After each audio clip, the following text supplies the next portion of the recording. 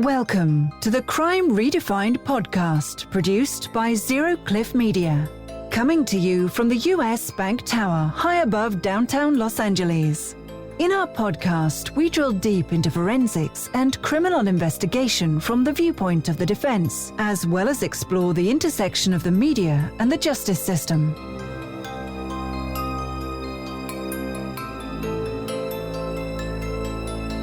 Crime Redefined is excited to announce that this episode is being sponsored by MBA DNA Consulting, LLC in Los Angeles, California.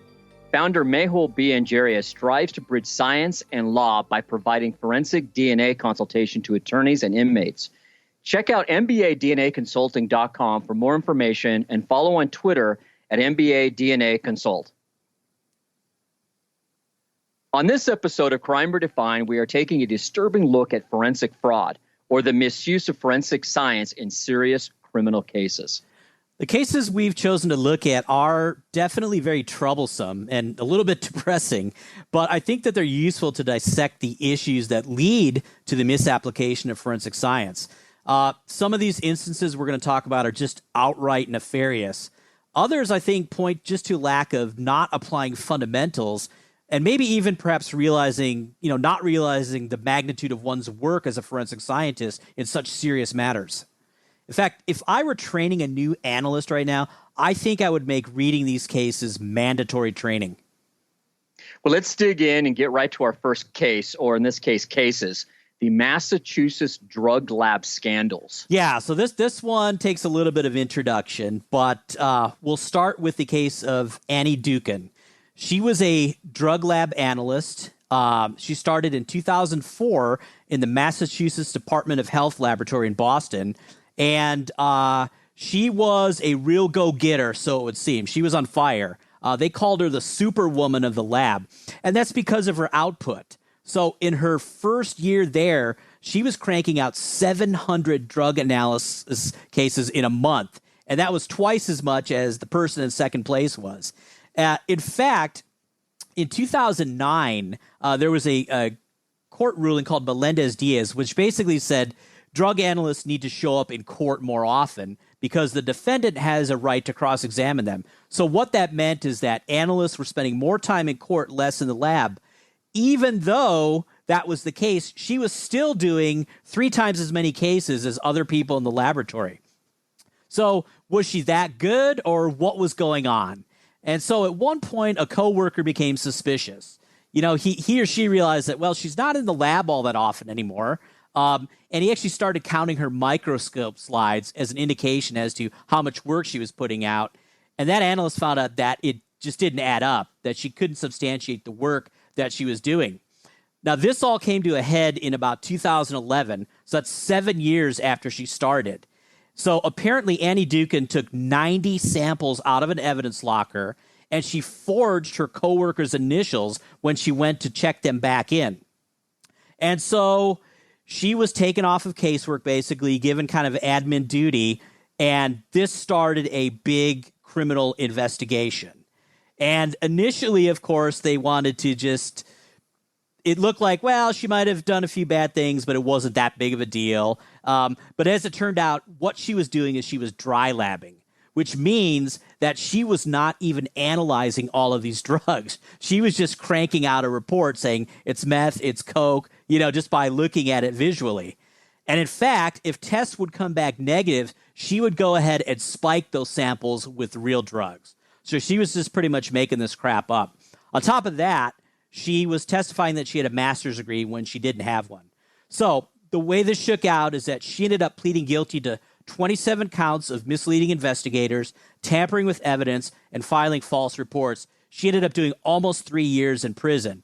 But the fallout of this was crazy. Ultimately, after a 5-year investigation that cost millions of dollars, they dismissed, I think it was, Dion, like 24,000 cases that she had been involved in. And these cases had a big impact on people's lives. There were people who were deported out of the U.S. as a result of their drug conviction. So you figure, well, how could this happen? Well, there weren't any cameras in the laboratory, and there was very poor security overall. So she was able to just kind of run wild and do what she did. So once that was kind of coming to an end in 2013, yet another scandal took place. So now we're talking about Sonia Farek. And so in January of 2013, we had another scandal at a drug lab in Amherst, Massachusetts. So an analyst tracked 2 samples that had been missing from evidence to Sonia Farek's laboratory bench. And they found that those packages of the missing evidence were sliced open and the contents were apparently altered. And once again, the officials tried to get out in front of this, and they said, well, we don't think there was any due process violations for any of the defendants, and, the drugs were tested properly. But they had not gotten all the evidence yet. So when she was arrested, they found at her desk a crack pipe, and I don't mean evidence. This was a loose crack pipe in her desk. They found materials to make fake cocaine, like baking soda and soap, and there were other drugs as well, cocaine, right in her work desk. And the way that they arrested her is that she was actually testifying in court.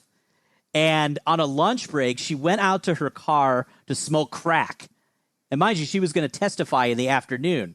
So as she was leaving her car to then go back to court, the detectives arrested her. And ultimately, when they searched her car, they found drug paraphernalia, and they found worksheets from drug therapy that she was attending. So they found out through her testimony and through some of these worksheets from her therapy that, she had started in the lab in 2004, and she started immediately abusing drugs. So initially, the people investigating her thought, well, okay, this broke in 2012, 2013. We'll just go back and look at the last few months because you probably got hooked on drugs. But it turned out she was literally high on drugs working these cases since probably about 2004. Now, she ended up doing 18 months in jail, and I think something like 12,000 cases had to be dismissed as a result of this. So that was the fraud on the analyst. But what was even more disturbing in Sonia Farek was the cover-up that the prosecutors then engaged in. So obviously every defense attorney in that area wanted all the discovery possible about this analyst to see if they could get their case dismissed. And by finding these diaries in her car of when she was going to drug therapy and listing literally the dates that she was doing drugs, you could tell whether or not she was high when she worked a particular case. And apparently the prosecutors were trying to fight this tooth and nail and cover it up. So one scandal kind of led to another. So, Dion, that's a mouthful. I know you're chomping at the bit to give me some commentary. What do you got? Well, my head just exploded, and I don't even know where to start. Right. First of all, my question is what the hell is going on in Massachusetts? No doubt. L.A., Chicago, New York, maybe Miami, I get. But Massachusetts, first thing is obviously, where's the oversight? I mean, you mentioned 7,000 per month. I would guess, I'm no DNA expert, you are, but that would be a red flag right off the bat. I mean, I can get what they call her superwoman, but 7,000 a month when no one else is touching that, I mean, it's just something that's physically just doesn't seem possible, right? Yeah, so you have to wonder why they didn't look into that. But, I guess the supervisors thought, oh, wow, she's a great employee. Look at her knocking it out of the park. So somehow that must blind you to what could be going on. Yeah, that's a good point. But I'll hit Annie first. Yeah. I'm going to bust a little cool hand Luke on you and go old school. Okay. What we have here is a vigilante chemist and a liar. 21,000 drug cases were dismissed. I mean, literally, you cannot make that up. And I think about all of the people that were affected by this. Yeah, no doubt. And then her reasoning was kind of weird on this. She was not addicted to drugs, as far as we could tell. She just wanted to be an overachiever. And apparently she had, a grudge against people who were, drug addicts as well. And she thought this was a good way, I guess, to exact her own justice. She should have started on the other lab. She should have started on. We should have went after the other lab tech, Sonia. I mean, her I get. She was just an addict who happened to be a chemist. Right. I mean, it was a assembly line.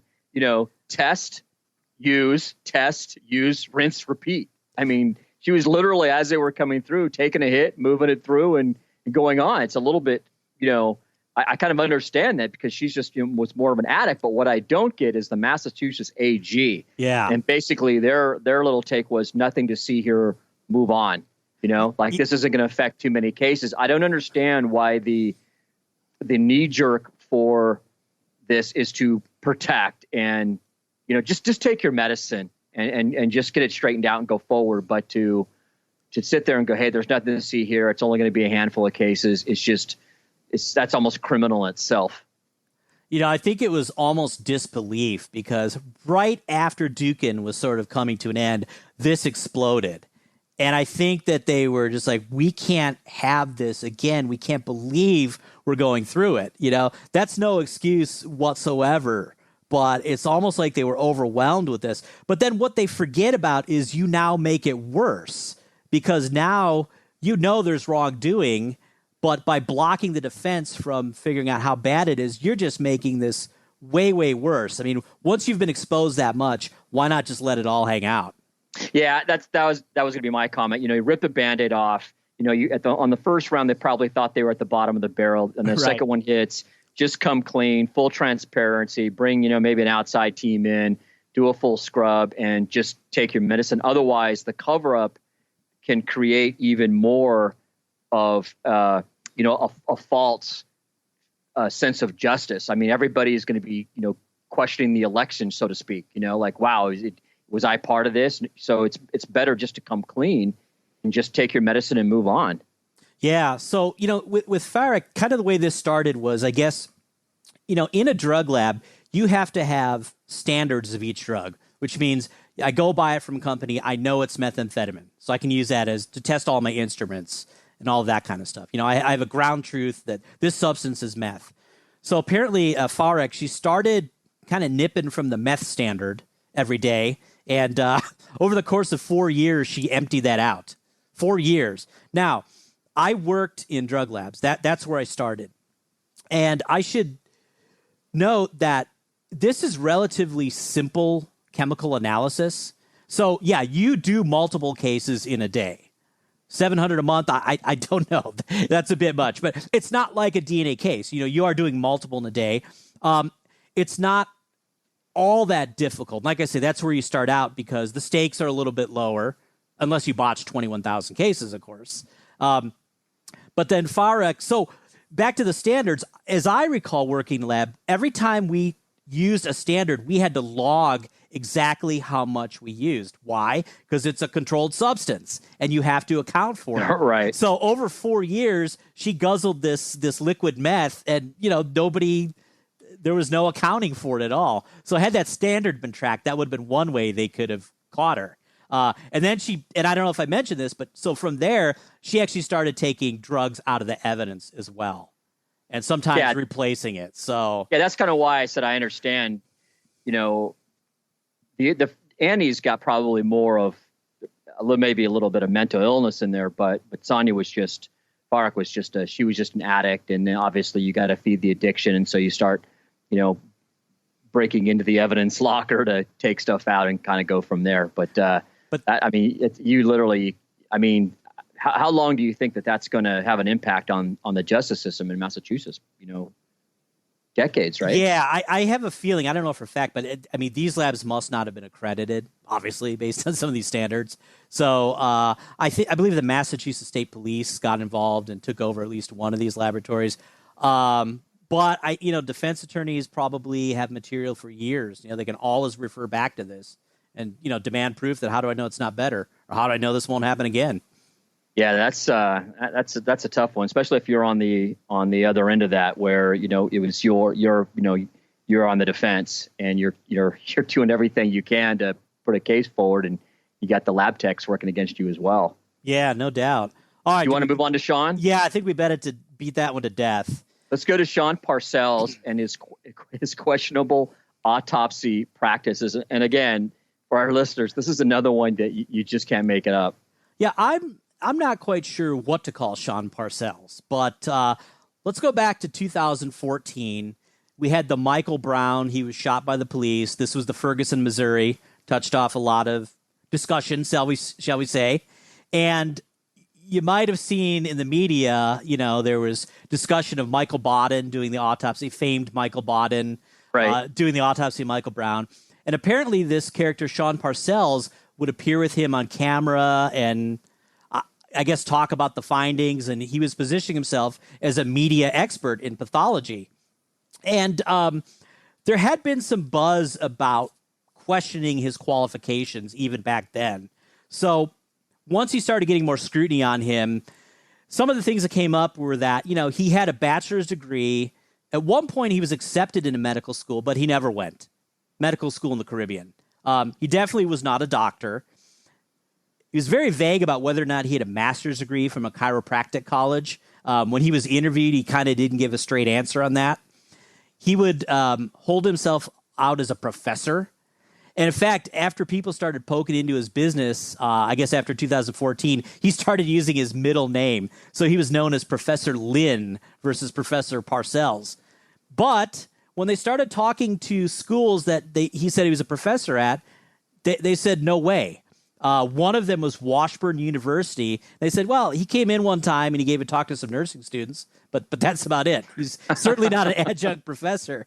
Now, in a few weeks, I'm going to go give a class in DNA at a law school, but you can be damn sure I'm not going to say that I'm an adjunct law professor as a result of doing that. Now there's a whole question of if you're not a doctor, should you even be doing autopsies, right? And you would think the answer is no. I guess it depends on the state. Some do, some don't. Some people have said, though, that he holds himself out as a doctor as well. Back in 2011, there was a case where he was hired to, I guess, take the brain of a man and send it to Harvard Medical School. And the family, I guess, never got a report from Harvard. So they took on legal action. And ultimately, there was a deposition in 2011. So Mr. Parcells shows up to the deposition with a bucket. And guess what's in the bucket? The brain. So, I mean, this is just very, very odd behavior. Now, this really came to a head earlier this year. So basically, in Kansas, Parcells was criminally charged for theft by deception and desecration of bodies. So dozens of people were saying that they paid him $2,000 to $3,000 for a private autopsy and never got any types of results. On top of that, there were allegations that police could not prosecute on some cases due to the quality of his autopsy work. And he was making other claims. Like, I guess there was a funeral home in Naperville, Illinois, that he did some autopsies at. And then he claimed he had an office there. And the people at that funeral home were like, no, that's not the case. During his court proceedings in 2019, I think you saw this too, he took the news to his laboratory. And they described it as a back alley office. And you could see in there was all sorts of body parts piled up and all this kind of stuff. There was an official position statement by the American Association of Pathologist Assistants. I mean, so if he's not a doctor, he must be assistant, right? They said he doesn't even meet the qualifications for that. So a lot of egregious stuff. I mean, errors in his reports, signatures from doctors who say, hey, I never signed that report. In one case, it was really kind of sad. In the report, he talked about the man's prostate, and the family said he didn't have a prostate. It had been removed. So this is really, really eerie. And I don't know. What do you make of this, Dion? I'm sorry, but there's something way, way deeper going on with this guy. I mean, who does he think he is? H.H. Holmes? I just got finished reading Bloodstains, and this is like deja vu. It is. I mean, some of these scams he was running were really similar to H.H. Holmes in Chicago. I mean, it's crazy. It just sounds like he wanted to be paid for cutting people up. I mean, there's even a little Jeffrey Dahmer in there.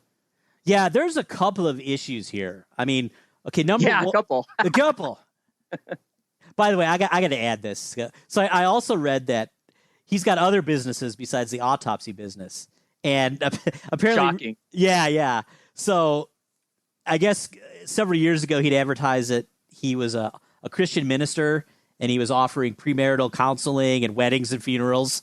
And then he's got some sort of investment, Parcells Capital Investments as well. So he's really a Renaissance man. But, no, I'm telling you, this is Holmes reincarnated. Yeah, right. I mean, this is really some of the same scans. I wonder if somehow he did some investigation and read a book and said, hey, you know what, I can do this. Well, but the difference is H.H. Holmes actually went to medical school. Yeah, and that's was true. Brilliant. Michigan, right? I think it was Michigan, yeah. So, all right, couple issues here. Number one, was he perpetrating a fraud? In other words, was he collecting money and not doing the work? Kind of seems to be the case when there's that many complaints. I know when they talk to him on the news, by the way, he's very chatty, He talks to reporters and he's very calm, and he just kind of played it off as, well, you know what? Well, most sociopaths are, aren't they? Yeah, exactly. Yeah. He's kind of like, well, we just didn't get to it and we need to write a report. And some of the reasons that people didn't get reports is because, well, there's now a restraining order against me to do work in Kansas. So that was his excuse. And you could watch online one of the articles, you can watch him testify on the stand, and they take him through all of this. And at the very end, he tells the judge, well, I guess I'll just have to move to another state. If you won't let me do my work in Kansas, I'll just have to move to Missouri. Yeah, very nonchalant about it.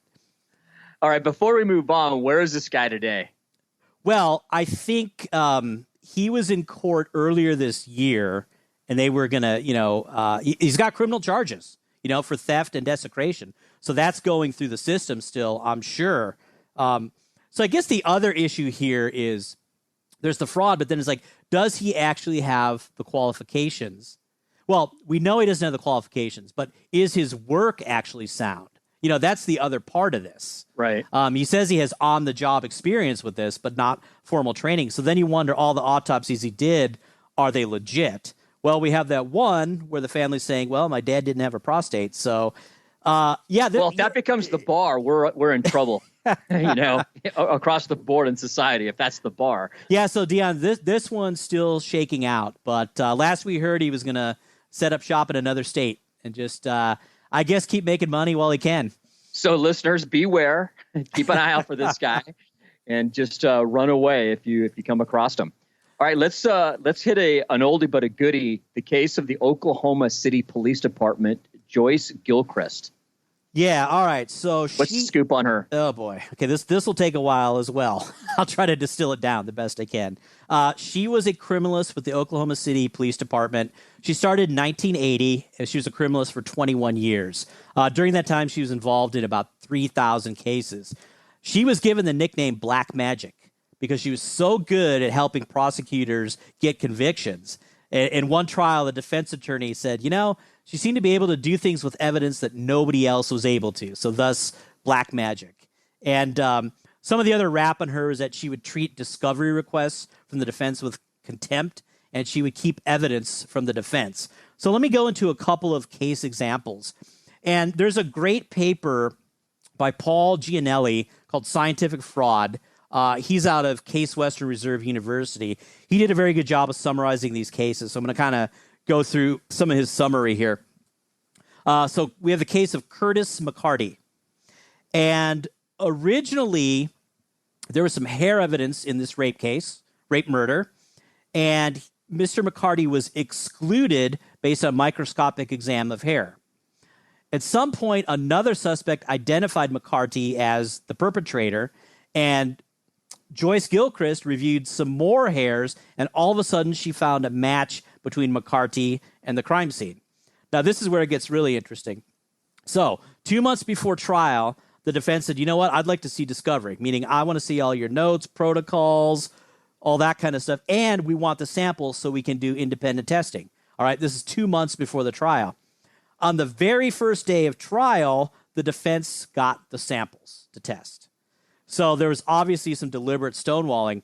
And what was really odd about this is that when Gilchrist testified about the work that the defense expert did, she actually put the blame on him and said, how could you have done a good analysis if you just got the samples the first day of trial?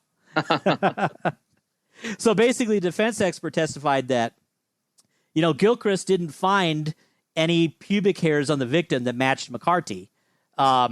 But then all of a sudden, Gilchrist in trial says, yeah, there was one that was consistent, and that even though that wasn't in her report.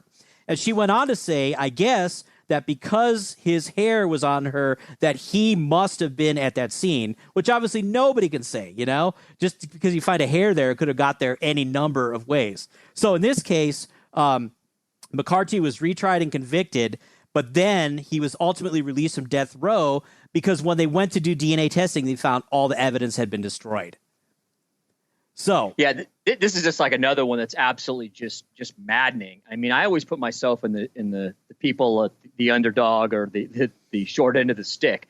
I mean, you are already the underdog when you walk into court. Yes. The prosecution has all the resources in the world, and so now you're telling me, and we're probably scaring the hell out of our listeners right now when they go to listen to this, that you have to fight against the corrupt lab chemists. I mean, 23 people in this dealing with her were being sentenced to death. 12 yes. who have been already executed. Yeah, I mean, my gosh, the stakes couldn't be higher. So let me give you a couple more horrors, Miss Gilchrist. Case of Jeffrey Pierce, okay? A rape case. He voluntarily submitted head and pubic hairs, thinking that would clear him. And guess what Gilchrist came up with? She said that Pierce's hair matched hairs that were at the crime scene, and he got convicted. Now, this went to appeal. They actually upheld the ruling, but they noted that there were some shenanigans, that Gilchrist failed to turn over some evidence to the defense and that her report was incomplete. Now, at some point, the FBI did an investigation of Gilchrist in 8 different cases, and they determined that in 6 of them, she misidentified hairs, and in 1, she misidentified fibers. And Pierce's case was one of those. In other words, there was no correlation between Pierce's hair and the crime scene hair. It was just nonsense. And ultimately, a private lab did DNA testing, and they were able to exonerate Pierce, who then went on to sue Gilchrist and other officials and got around $4 million. Good for him. Yeah. So one more case, Alfred Mitchell. Okay, so no relation. No relation to Dion, correct.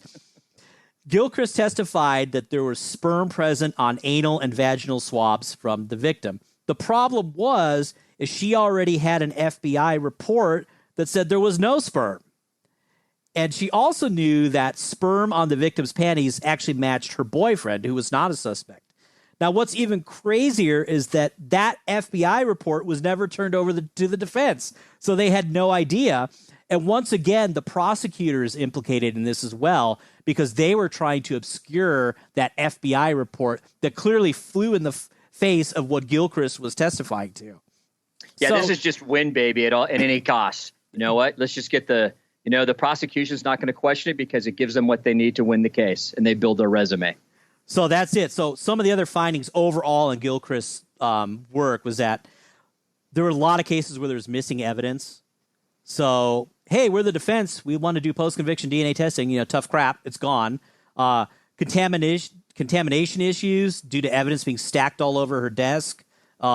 She had a systematic destruction of rape evidence after 2 years, which is obviously well before the statute of limitations. And other things like she wasn't doing proficiency testing and you name it, just a smorgasbord of nonsense. And what do you think is behind her? Like some of the other ones, we get the addict. The other one had a superwoman complex, but she seems this one seems a little bit different. What do you think was behind Gilchrist's motivation? I guess because she was a rock star in that she was getting convictions. She made the prosecutors happy. Apparently on the stand, she was very persuasive. And I guess this behavior was reinforced. I didn't see any other motive for this, really. It did say something I read, like she had little notes to jog her memory. And she would say, like, she would refer to, like, people in the case, like, if they were gay, she had derogatory terms for them. So some sort of axe to grind somewhere. But I don't know. I think unfortunately, some of these lab people feel like, yeah, I'm on the prosecution team and let's get these guys. And if there's a technicality, to hell with it. We'll fix the lab report to make it right. Let's just get the scum off the street. Yeah, it just seems like they just want to be, like you said, part of the team and all the perks that come along with that. And a lot of these jurisdictions, especially years ago, they didn't really approve funding for defense review of these cases, because that's the other thing. Nowadays, if you have a opposing expert looking at it, you might be able to identify some of these things. But it seems with Gilchrist that even if there was defense, she would do shoddy work, but then she would stonewall any attempt for them to look at her reports or do additional testing. Yeah, I mean, do you have a number on how many cases of hers were dismissed? I don't have a number, but there's quite a few here. All right, let's go on to the Houston Crime Lab. They've had a series of scandals over the years. Tell us a little bit how this all got started. Yeah, so Houston PD is really notorious, and the first issue was in about 2002. By the way, Houston PD services Harris County, where there are more executions than any place in the entire United States. So this is really a problem. And so in 2002, the entire DNA lab was shut down. And one of the cases they found that was problematic was the case of Josiah Sutton. Ultimately, in 2004, he was exonerated after a 5-year sentence. So this was a rape case. Initially, the victim ID'd Sutton and one other person. So there were some semen in the back of a car. Houston PD analyzed it, and they said, okay, there's DNA from 2 people here. Sutton is included, along with 1 in 694,000 people. So, that sounds like pretty powerful evidence, right? Well, the true number shouldn't have been 1 in 694,000. It should have been 1 in 16. And furthermore, when experts looked at the testing, they disagreed with the conclusion altogether. And in fact, there weren't 2 people. There was a single contributor, and it wasn't Sutton. So they just out and out got it wrong. And so there were other cases in Houston as well. And basically the findings in the lab were that technicians were misinterpreting data. They were poorly trained. They kept shoddy records. They would use up all the evidence so it couldn't be retested. So again, it's kind of like covering your tracks if you're doing bad work. Did I read this right that there was no charges? Yeah, it's very rare. That's another good point. It's very rare that the actual analyst is charged. Very often they're dismissed. Maybe they're sued. You had a different situation, I guess, in the drug cases in a way, because you were tampering. Well, I don't know. I mean, there you're tampering with the controlled substances, but here you're tampering with DNA evidence potentially. So it's interesting. Yeah, that doesn't make sense to me. No. Why they wouldn't charge anybody, if nothing else, just to, make an example out of somebody. Yeah, exactly. Other issues in Houston, this one expert who I think really blew this open, Elizabeth Johnson, she was saying that, one case she looked at, a technician testified that a swab of the victim found semen, even though the lab report said there was no semen. So what is that? I mean, just testifying to something different than the report. It wasn't over in Houston. I mean, through the years, they've had other issues. In 2008, they had a little bit of a scandal where some analysts were cheating on a proficiency test. And then in 2014, an analyst was fired for lying, using improper procedures, and tampering with an official record. So, I guess this stuff is all top down. So who's leading this department? That's the person that you got to go after, unless there's some kind of a monetary motivation for these people. Otherwise, you got no one's watching. Yeah, it's very true, and I hope that nowadays we've got accreditation, we've got Innocence Project, we got more of these being revealed. That hopefully that would be a deterrent to future bad actors, but it's always hard to figure out what the motivation is. Man. Do you want to move on to the big one? Yeah, well, I mean, let's go to some more recent ones. And these, we've got some less info on because they're still being played out. But most people are familiar with Henry Lee. Right. Very high-profile forensic expert. He was on the OJ case. He famously said something's wrong with the blood evidence. He was on John Benet Ramsey. You name a high-profile case, basically, he was on it. And I first saw Henry Lee speak in 1996. This was right after OJ. And, I was very excited. I was a brand new criminalist. I was very excited to see his presentation, get some inside info on OJ. And he struck me as very, very charismatic and personable. He was telling, sort of dirty jokes that you wouldn't expect from like a nerdy scientist. And you could tell he would have a way with jurors. But some things have come up in recent years about his work that have really called his work into question. And so one case that was pointed out recently dates back to 1989. And Sean Henning and Ricky Birch were accused of slitting Everett Carr's throat and stabbing him many times, something like 27 times. And it was interesting that if they were accused of the stabbing, why there was no blood on them anywhere after such a violent stabbing. And ultimately, there was a towel that was found in a bathroom. And Dr. Lee testified that on that towel, there was a substance identified to be blood. And so the prosecutors took that and ran with it and said, aha, that's why these guys don't have blood on them. They wiped up with this towel. And the issue here was that there wasn't actually laboratory testing that showed that there was blood in that towel. What Dr. Lee said was that at the scene, he did like a quick and dirty presumptive test. But then once you do that, you have to do further testing to actually confirm that there's blood there. So the Innocence Project did test the towel years later, and they found no blood whatsoever. So Dr. Lee's response is that, hey, I just did this quick and dirty test. I didn't confirm that it was blood. But to me, the question is there any documentation that he did that test at all? That remains to be seen. So a little thing like that, is it blood? Is it not blood? That could turn the entire case. And there's another one that's very similar to that he was involved in. This is the David Weinberg case. Victim was Joyce Stockmull, 1984 murder. And so there was a knife that Weinberg, the defendant, had that Lee testified had blood on it, but he didn't know the source of it. So he just identified blood. But there had been other testing at that time that showed that it was either animal blood or not blood at all. And for whatever reason, Lee ignored that information and didn't present it to a jury. He also said that there were 3 hairs in the trunk of the defendant that were consistent with the victim.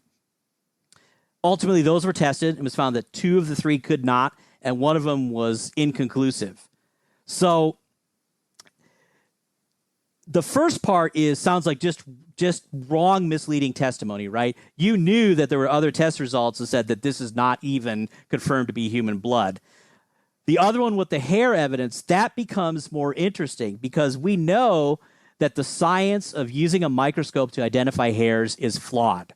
So what we don't know is it a question of the science or is it a question of Dr. Lee? Now, Joyce Gilchrist, she was doing microscopic hair comparisons as well, but they specifically found that when they looked at her notes, she didn't have enough data to back up her findings. So she was just purely almost dry labbing it. Here with Lee, we don't know. One more on Lee. This is the Wendell Hassan case from 1986, where Lee at the time said there were blood on a pair of sneakers. 2014, they looked at the sneakers again. They found no blood. So his explanation was that maybe it was used up in the original testing or maybe it had degraded over the years. So these are all kind of new findings, but I got to say that, some of these convictions have been thrown out as a result of the questions over Dr. Lee's testing. I'm going to leave all the forensics to you as you're the expert, but what I can't get past and the reoccurring theme that just keeps popping up as we go through these cases is this kind of the way that these forensic scientists see themselves as rock stars. And this quote I found from Henry Lee kind of gives you a little bit of window into that. He said, "You must have a winner's attitude. The loser always says there is no way. The winner always finds a way." So for me, that's lots of selling, but also I don't want always find a way from a forensic science. Right. I mean, science doesn't lie. Either it is or it isn't. There's no selling. There's no finding a way. You do the analysis. You present it, and anything beyond that is extremely scary for everybody that's on the opposite end. But for him, I really see that he saw himself as as more of a celebrity than he did as a forensic scientist. He always popped up on the big cases. He gave the sound bites. He gave the prosecution or whoever was, he was paying the ammunition they needed for their case. It's just really scary. I mean, what's behind this? Fame, fortune? I mean, he gives a really bad name to experts.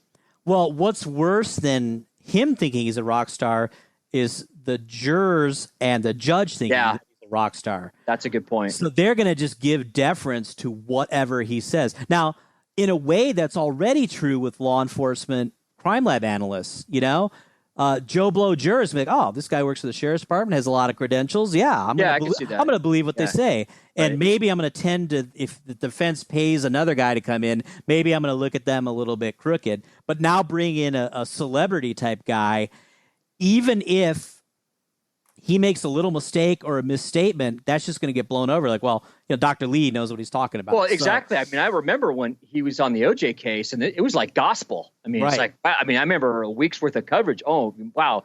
The OJ's got Henry Lee coming in. I mean, this case is over, But, okay, so just on a little technical note here, because there's kind of a theme here.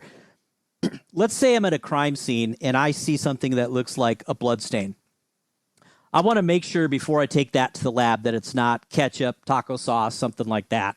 So I can do in the field a quick and dirty presumptive test. Now, a presumptive test doesn't confirm it. It just means that, hey, you know what? This might be blood. Go ahead and collect it. It doesn't tell me for sure it's blood. And guess what? It doesn't tell me species either. So I don't know if that's dog blood, cat blood, human blood, or what. You can't stop there. If you just testify that based on that there's blood, you are misstating the evidence. That sample has to be further tested, confirmed for blood, DNA, other tests that would support the idea that it's human blood. So again, if you've got someone with a lot of credentials who says, hey, this is blood, who's going to question that? Right. Particularly if you don't have the defense expert and all the discovery at the time. So the Innocence Project is pretty awesome in going back and looking at all of these and unearthing these past mistakes. Man, this is where is he? What's Henry Lee's status today? He's 81 years old. I know that he teaches, but he's been defending himself pretty vehemently. Do you see an impact of all this catching up to him? Well, I think so. Now, because there are literally convictions being thrown out, based on concerns about him. I don't think he's going to hold the same cachet in trials anymore. Wow. That's a tough way to end a career. Yeah, no doubt. So we got one more here. This is really hot off the press. Yeah. Because you thought this was all old news, right? Back in the old days of forensics, we had all these mess ups. No, this is this one right out of the gate from the analyst's resignation in Texas, right? Yeah, exactly. So this is the case. Victim is Haruka Weiser. She was a University of Texas student. Defendant is looks like Mikhail Kreiner. And in June of 2019, there was an admissibility hearing for some DNA samples. So there was some testing originally. There were some DNA mixtures that were hard to interpret. Well, there's a new way to interpret DNA mixtures using computers. In this case, they used a program called StarMix. And so the defense wanted to have an admissibility hearing before the trial to determine if this evidence should even come in. At that hearing, it was decided that it should not come in, not because of the foundation of StarMix, but the way the analyst did the procedures. Well, that was the end of that. Okay, that happens. Just this month, it also came out in that hearing that this analyst on 10 times testified incorrectly. So basically, she said that on a thigh swab from the victim, that Kreiner's DNA could be excluded from being present, when in fact, what the results showed is that it was inconclusive. Now, you could probably misspeak once, right? It happens. This is highly technical testimony. She did it 10 times during her testimony.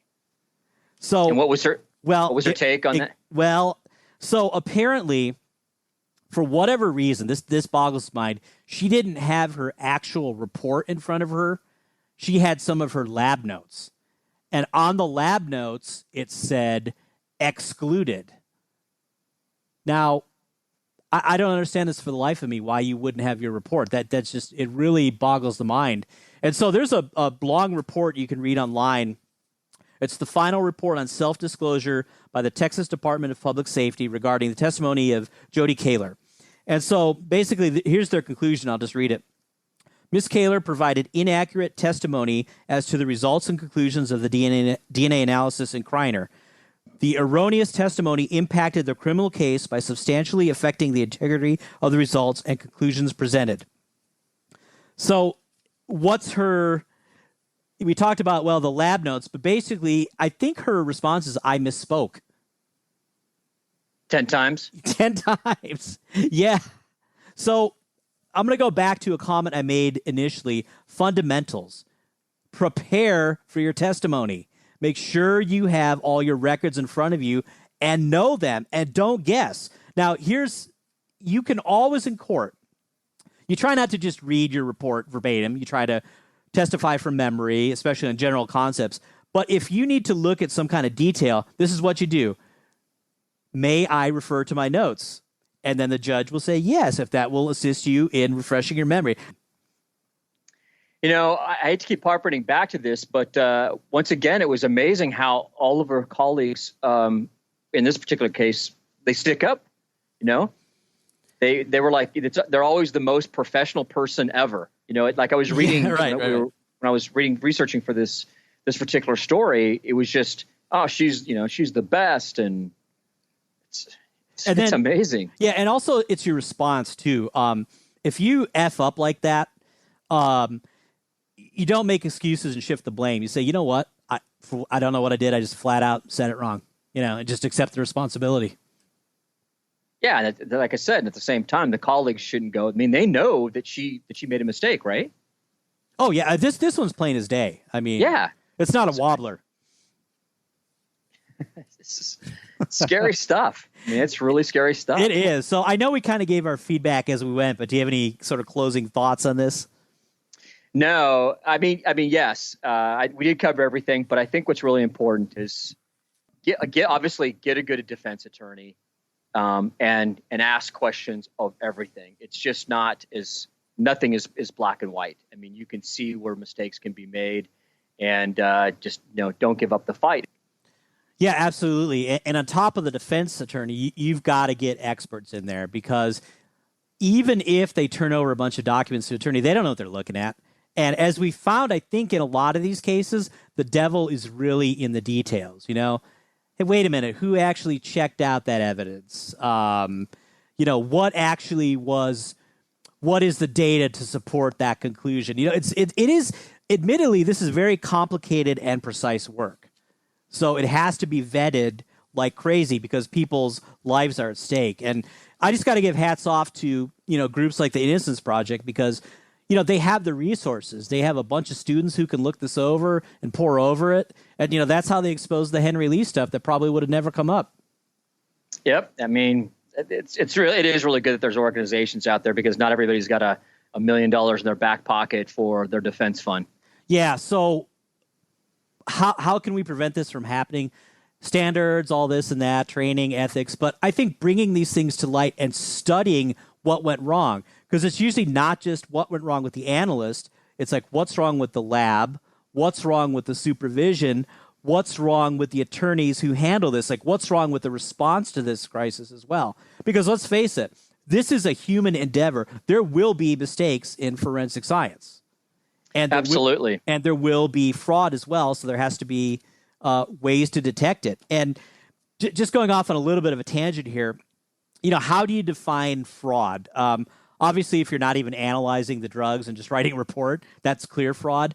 But we also have these old techniques like microscopic examination of hair, like bite marks, that we now know aren't that reliable. How do we know that? Well, we've done DNA testing in a lot of cases to find out that whatever conclusion they reached with those old techniques is wrong. And so another issue we have is people not, they've done the work. They've got a report, they've got notes, but they overstate the significance of that evidence. They say, well, in my opinion, that's a match. Well, your opinion is not what we're asking for. We want to know what the science is behind it. So if I'm testifying as a DNA analyst and I say, you know what, crime scene blood, match a defendant, I expect 1 in 37 octillion people would have that type. Okay, there's some weight behind my conclusion that there's a match and that it's that person's DNA. It's not just, hey, I'm a scientist, believe me. Yeah, and that's what you're looking for, and really in all these cases, just straightforward, just give me the facts, look at the science, boom, there's your conclusion. That's it. And, the chips fall where they may. Well, that was great stuff and a great education. Thanks, Mehul, for that. And hopefully we didn't scare our listeners too much. And, question, get yourself, if you get into a situation, but try to learn from it and, hit us on social media or if you have any questions or any follow-up. As always, a big thanks to all of our listeners and followers on social media. We hope you enjoyed this episode on forensic fraud. Please be sure to subscribe to Crime Redefined to make sure you never miss an episode. And another big thanks to our sponsor. This episode of Crime Redefined was sponsored by MBA DNA Consulting, LLC in Los Angeles, California. Founder Mehul B. Anjaria strives to bridge science and law by providing forensic DNA consultation to attorneys and inmates. Check out mbadnaconsulting.com for more information and follow on Twitter at MBA DNA Consult.